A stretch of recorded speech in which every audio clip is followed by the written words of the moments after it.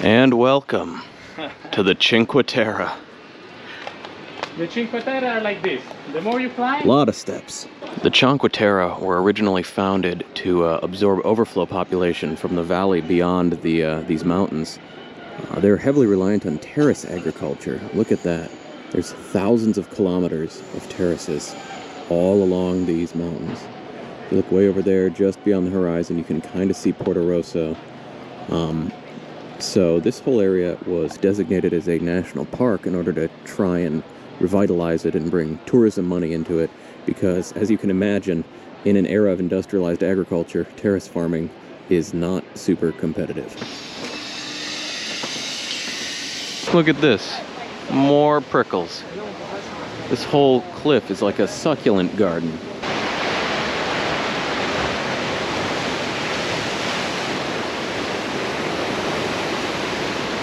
Prickly pear by the sea. I never thought I'd see it. Look at these monsters. We've made it to Corniglia. Guess what time it is? Switchback 30.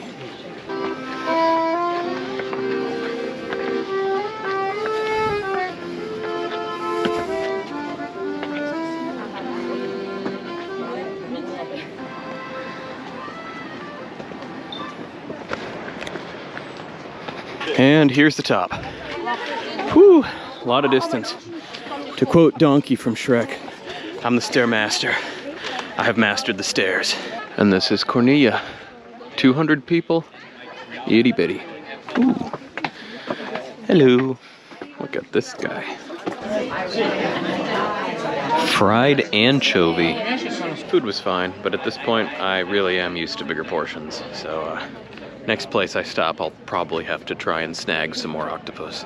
Look at all that fruit. Oh yeah, this is the monorail.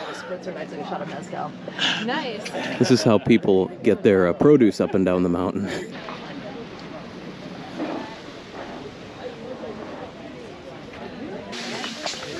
On our way down a 500-year-old hiking trail.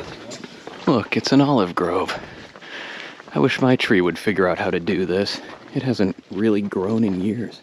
We're gonna call this one Involuntary Leg Day. Woo! Alright. We've been going up non-stop for 10 minutes, but this view, worth it. Look at the size of that agave just hanging onto the cliff. Oh, beautiful. Look at these gigantic grass. Ooh. And another fig tree. And I believe we have reached the top of the March of Death. Look at that ocean. Look at the color on it. Beautiful. This might be a Positano alternative. Espresso as God intended. Well, I'm going to sit for a while before I do that. No, Rob's going to get it. Here. What would you like? Oh, there you go. All right. Unfortunately, it is time to head down. And the second half is basically all down. That's nice.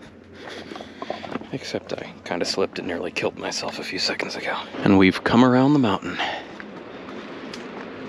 There we go. I think that's something Rosso. Porto Rosso, maybe? That's where we'll end. There's just something really poetic about these cacti by the ocean. It doesn't make no sense. It's gorgeous. Look at this, a little shrine of St. Mary. This is the town that the movie Luca was based off of. No, I'm so pumped. Right. I haven't seen that movie in forever, but I think the main character lived there. Beautiful. You can see the whole city from here.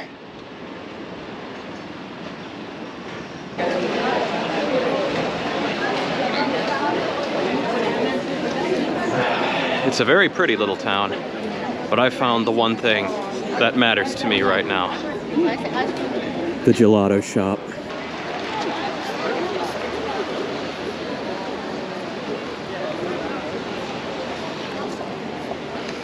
Yeah, I should have brought my swimsuit. So I was wrong when I guessed earlier that this was called Porto Rosso. This is actually Monte Rosso, the town from Luca, was called Porto Rosso, and that does not actually exist. Well, I tried the Cinque Terre, which is sort of the local dessert wine, and it just tastes sort of like a spicier, slightly more sour Vinsanto. I prefer the Vinsanto, but I think when you've aged something made out of Montepulciano for like 10 years, it's gonna be hard to beat. They were in our carry-ons. They were checking luggage. We didn't Big check any bags. Kirby boy.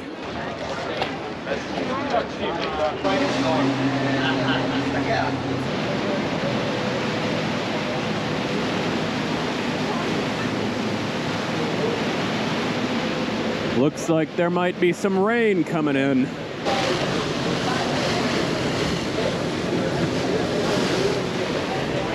The boat is swaying quite a bit, so it's hard to get a steady shot. Here's the iconic shot. Beautiful.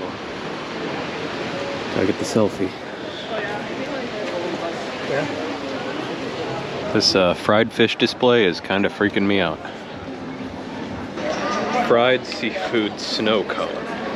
That whole thing was gross and delicious. The Carrara marble quarries.